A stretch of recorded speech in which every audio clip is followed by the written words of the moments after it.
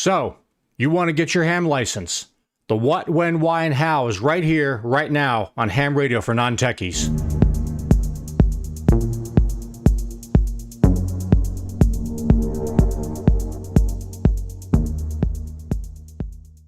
So as I said, we're going to discuss how to get your ham radio license today. Why would you want to get one, how to get one, and where to go take it. So let's first start off. Hi, again, my name is Scott. My call sign is KI5NPL. I run this channel and hopefully bring you guys excellent information and keep you involved with or getting an interest in ham radio. So, getting licensed. Why would you want to get licensed? Well, first of all, you have to stay legal. If you're going to operate any of the ham frequencies, you need to have one of the 3 licenses, depending on what frequencies you're in order to operate those channels or operate those frequencies. Technician has a certain amount of the bands open. General has a lot more, and Extra has all the rest of them. So, taking the test is not that difficult. It's actually all right. Let's backtrack for a second here. The technician test will be the easiest of the 3 because that basically goes over the methods of operation and the basics of ham radio, protocols, all kinds of the how-tos and the basics of ham radio. So that's the easiest test to take. And that test has 428 questions total, of which you'll have a random 35 picked out. And of that 35, you have to get 26 of those correct or 76% to pass. If you study for the technician test and say maybe do it for like a week, maybe a week and a half, you should have no problem studying and passing that test. It's when you go up into the other ones in the general and amateur extra where it gets a little more difficult. Not impossible. For the longest time, my folks were hams for a long time. And they wanted me to get into it. And at the time, I didn't care. And I thought, when I looked at some of the stuff, I was like, there's no way I can learn this. Well, I did. And I got it. I got my technician this year in February. And then I got my general 3 weeks later. And on my technician test, I got 34 out of 35 correct. And on my general, I got 33 out of 35 correct. Not bad. I'm not the smartest guy in the world. I mean, I've got my niches and my specialties, but this is all new to me. Having never picked up any of this stuff before, knowing nothing about it, the study methods I used helped me to pass these tests. So, and as far as me going for amateur extra, I'm probably not. I mean, you can. No one's going to give you crap out not going to getting to the 3rd level. A lot of guys like the idea of, hey, you've gone this far, why not go ahead and take it? And that's purely up to you. You might stop at technician, say, hey, I'm happy with the bands I get in technician, allows you to do what I want ham radio for, and you stop there. Perfectly fine. You may want to bump up to general so you can open up more of the HF frequencies to you. And then, of course, amateur extra opens up everything. So, with that being said, let's go through some of the different things about the different tests. Like I said, the technician test has 428 questions, of which you'll get 35 questions randomly selected, and you have to pass at least 26 of those correctly to pass the test. The general pool of questions is 462 questions that are different, unrelated to the technician test, and of that pool, you'll get 35 questions, and of that, you have to get 26 correct or 76% to pass. Amateur extra is where it changes. The pool for that is 622 questions total. You get a random 50 questions. You have to get 37 or 76% again correct to pass your amateur extra. Now, before you go saying, "Oh, I can never do this," guys, our excuses are gone. I've heard stories of people walking in and with nothing and walking out with an amateur extra. The most recent, one of the people I talked to on YouTube, he has a daughter. Or he knows a friend of his has a daughter, and she's 12, went in, took all 3 tests, of course she studied for him, took all 3 tests, walks out with amateur extra. We have no excuses. So find what you want out of ham radio, study for that, pass it, and succeed. So let's get on with the technical stuff here with this. The fees and upfront costs. Right now, to take the test costs $15. That you go in, hand me $15, fill out the paperwork, take the test. If you pass, you walk out with a license. Easy peasy. The only other cost you'll have is a book, and I'm going to have links for all the stuff I'm talking to you about today. Will be down in the links below. There's a couple books I recommend. There's other resources I recommend. Just keep it on your mind as much as possible till you get up to test day. And you know, everybody learns differently. The way that I learn is not the way that you learn. So you got to find what works for you, what's going to help you retain the answers, recognize what you're reading, understand what you're reading, and get through these tests. Again, they're not the first one, the technician, it's a breeze. Trust me, it's a breeze. So here's the deal. Like I said, right now, the test, to take the test is $15. However, the government's stepping up now, and they are adding in more fees. So somewhere in April 19th seems to be the date that keeps floating around the internet. I'm not sure if that means that's the date this is going to happen, or if that's about the date when they've accepted that the rules are going to be finalized and they're going to charge us later on. But the fees are going up to $35 for the license and an additional $15 to take the test. So that'll be a total of $50 to get your testing done. So it behooves you now to grab one of the resources I'm about to show you, study your butt off, and go learn this stuff. Go take your tests as soon as you can before the 19th, in case the 19th is the magic date. Get your ham radio license and get on the air. Start broadcast, or start transmitting, start doing stuff with your radios. So, like I said, taking the technician test is the easiest of the three. And that's basically the protocols of ham radio, the hows, the whys, what you can and can't do, you know, as a new guy. Kind of limits what frequencies you can get on, and has the basic etiquette and stuff for getting into ham radio. There's also a couple schematics. You got to identify some components in a schematic. But other than that, it's really just protocol. The general test is a little harder because it goes more deeply. Now you're into level 2 of ham radio at this point. So you're going to go more deeply into the frequencies, propagation, all the different stuff that related to ham radio, how signals work, how signals bounce, how frequencies work, this and that, certain parts of radios, how certain parts relate to different things. That's where it gets a little edgy, but again, it's not impossible. And you'll also have a schematic, most likely, on your test with that. We have to identify, you know, what does this part do? So, not a big deal. Amateur extra, I can't really say a whole lot about it because I've taken it, but I only got 22 out of 50 correct. So, while I'm bringing that up here, when you go take your test, so say you go in for your technician and you pass it, the guy giving you the exam is going to ask you, hey, you passed your technician, would you like to take general? And at that point in time, it's free to take general. So always say yes, take it, just to get an idea what the test is like. Go take your general. If you pass, boom, you got 2 licenses, or you got your license upgraded to general, all for $15 one time. If you pass that, they might say, hey, you passed your general, would you like to take the extra? If you do, go ahead and take the extra. You might pass. And if you pass, you have all three levels of licensing attached to your name, and you don't have to take them ever again, unless you let your license lapse. So there are advantages to doing this. If you wanted to study for the technician and want to be a hot shot, and go ahead and start studying for the general as well, and keep all that knowledge up in your head, and go take both tests, boom, just get it all done. $15 right now, done. But you know, it's up to you. It's up to what your situation is, how you learn, how you retain information, what's best going to suit you. Trying to see here if I have anything else on that, on just the technical stuff of it. You know, just taking your tests. You want to get them. It's worth it. There's a lot of rabbit holes you can go down in ham radio. There's a lot of stuff, and I'm going to get to this at the end of the video. There's a lot of stuff you can get into with ham radio that could interest almost anybody from any walk of life, young, old, male, female, whatever. So let's go into how to study. Let's pop over to my desktop.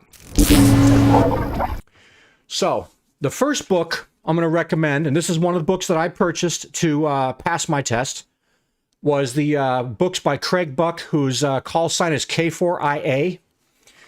And this book will, it takes all the fluff and puff out of learning or studying for your test. The test has 35 questions. It's all multiple choice, A, B, C, or D on each question. And there's only one right answer per question. Well, out of a pool of 428 possible questions you can get, that's a lot of stuff to have to retain. So if you have issues with doing that, this is your ticket for learning how to learning your technician exam questions and answers. Book is 15 or 16 bucks. It's well worth it. I've got this one, and I also went down and I got the next book in his series, which is the General, which I used to pass my General. Now, I know some people are going to consider this to be like a cheater method, blah, blah, blah. You're not learning all the nuts and bolts of it. You know, for those of you that need to know the how and why, like my wife, she has to know the how and why of everything. I can't just say, this is the answer. She wants to know how it got there. Why is it there? Blah, blah, blah, blah. So if you're one of those, there are another group of books I'm going to show you here that teaches you all that background information. This is for people that just want to get in there. They want to get their questions and answers done, memorize this stuff, learn it, get your license, and start getting on the air. The next set of books, which come highly recommended from a lot of people around the web and on YouTube, are the Gordon West books. His books are absolutely fantastic. He gives you more of the hows and whys and helps you study for the test. And people have taken this book, read the whole thing a couple times, studied everything that's in it, gone and taken their test, passed, no problem. You'll get more education with these than you will with the previous books that I showed you. So these will give you a little more how and why, and he also has for all three classes, you have technician and general and amateur extra. If you go the route that I went and you end up using these books, you're going to have some questions, okay? You're just going to have some questions. So for that, I would also say supplement your training and your learning with either Gordon West books or option 3, which is the ARRL manuals. These are very big, very heavy reads a lot of times, but it gives you a lot of information.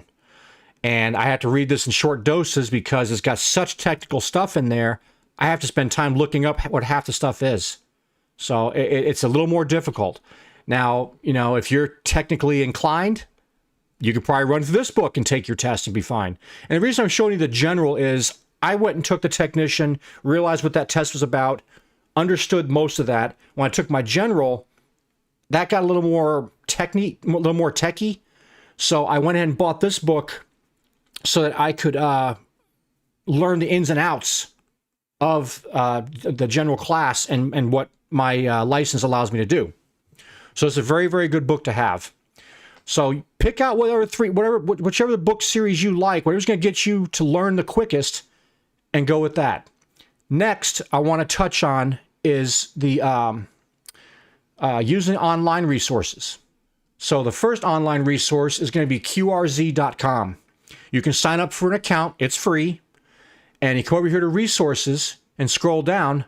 They have these amateur radio exams. So you click on that once you're logged in, and you can take a practice exam for the technician, the general, and the extra. So I would suggest jumping on that and doing that. It's a great way to keep yourself, read the book a little bit, go take a practice test. If it's lousy, go back, study some more, take another practice test. And it keeps track. If you have your account here, it keeps track of your progress. You'll see what your percentage ratings are, and it'll let you know. Also, when you're taking the test, it lets you know if you got the wrong answer. And that irritated me for the longest time, but I did it over and over and over. And I think I took the technician practice exams 14, 15 times before I went and took the actual one. And general, because general is much more difficult and is a lot more newer information for me. The general exam, I think I took that 30 or 40 times on here and a couple other places, which I'm going to get to in a second. So QRZ.com, links are down below. Next place to study from, hamstudy.org. Another great place. You can go in and you can sign up for a free account. And this is all run by a company called Signal Stuff, which I think makes antennas and other ham radio gear. But you can go in here and you can take technician, you can take all the different tests, technician, general, amateur, extra, and once you get into one of the tests here, you can go into study mode where it just randomly pulls up pictures for you and lets you, or not pictures, pulls up questions, and you answer the question, it tells you if it's right or wrong. If it's wrong, it'll give you a couple other questions and bring that question back later on so you can kind of learn everything. The practice test, of course, is their practice test. Again, worth taking. It's free. It's a free resource, and it'll help you learn, help you identify what these questions are, help you identify what these answers are for all these tests. Definitely worth doing. The third and resource online is going to be hamexam.org. And you sign up again for a free account with them, and you can take all your different tests. They have flashcards, which is randomly pull stuff, practice exams, and you can look at the actual question pools and see what's in there and learn more stuff.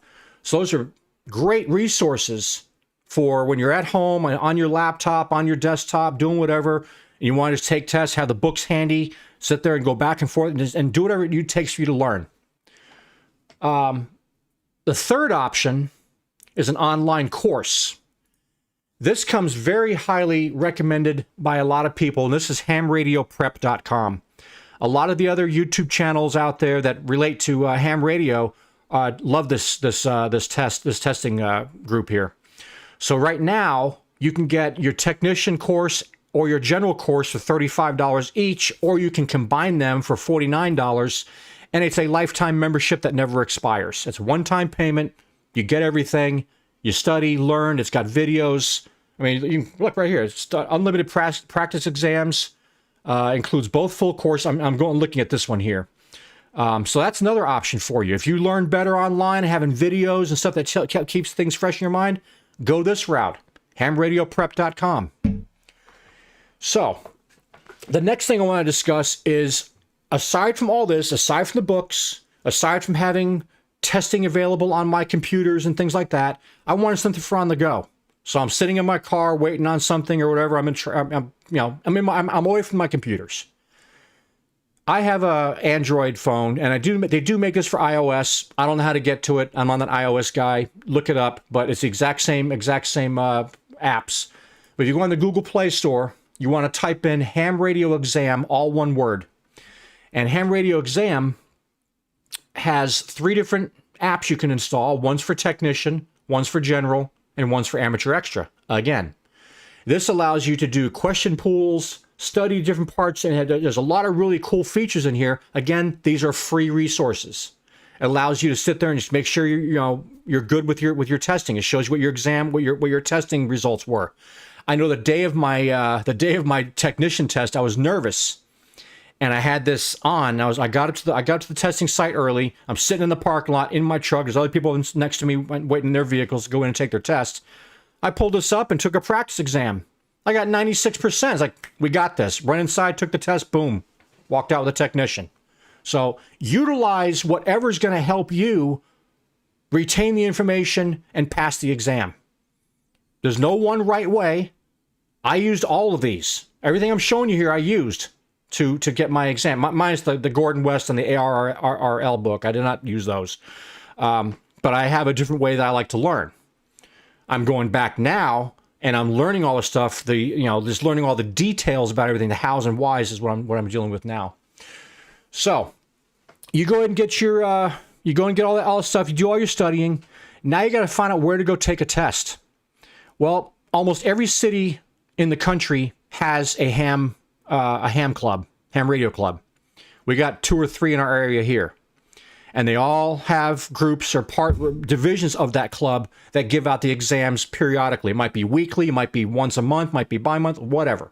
You'll have to find out by finding your local club. You can do that by going up here, ARRL.org/find a club. So in here, when this page comes up, and again, all these links be down below, you come into here, you type in your information, zip code, city, state, and hit search.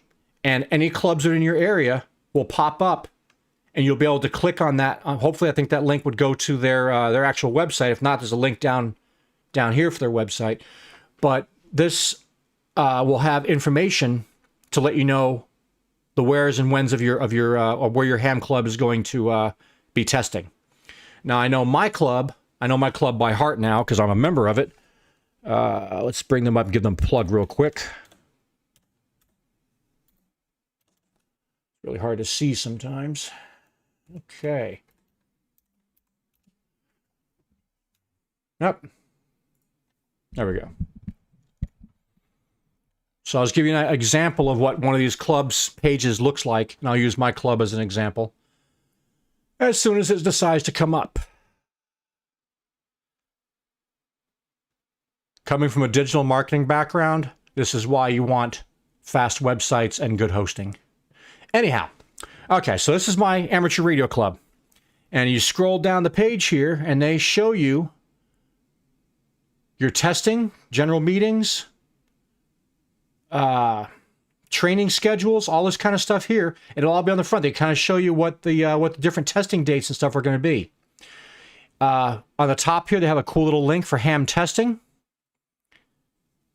And this tells you basically what to expect, what to bring. You know, yeah, ours requires a legal photo ID. If not, you have to bring 2 forms of identification. Students and minors got to bring school IDs, blah, blah, blah. You got to bring your FRN number, which you'll find out when you find your particular club. They'll tell you exactly how to get all that stuff, all that information. Photocopy of your current license if you have one.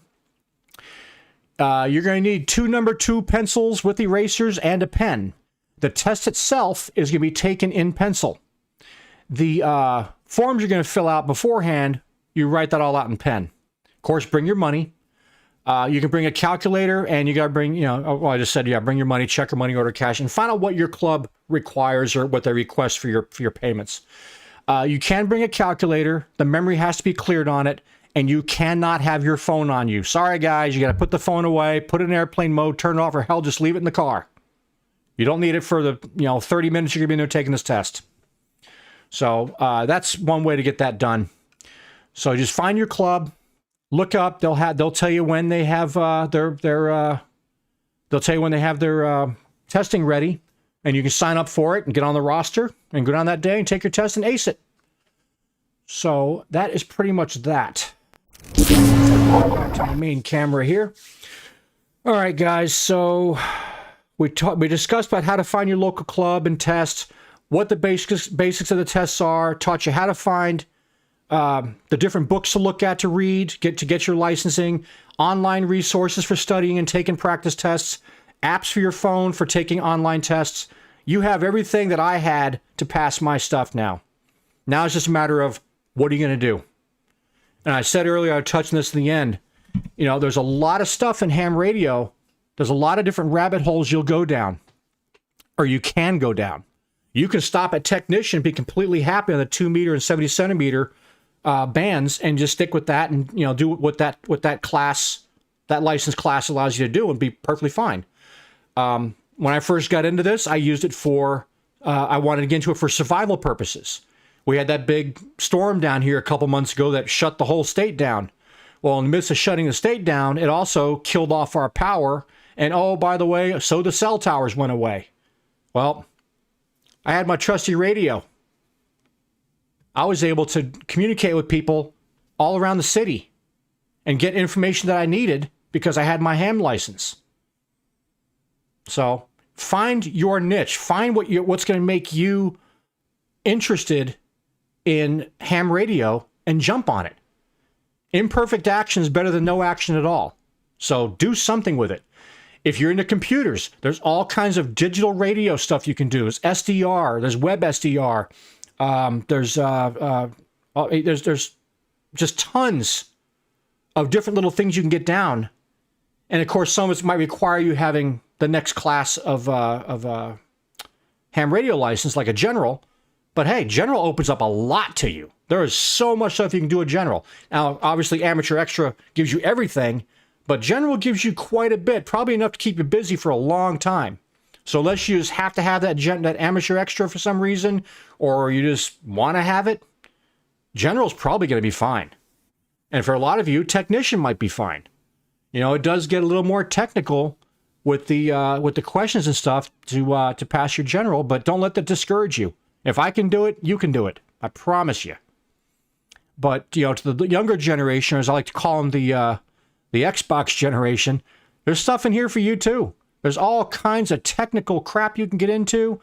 I mean, just there's lots of toys. All right, and it can be an expensive hobby too.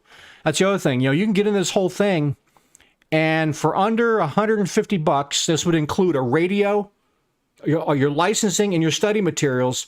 You can get in a ham radio, really cheap.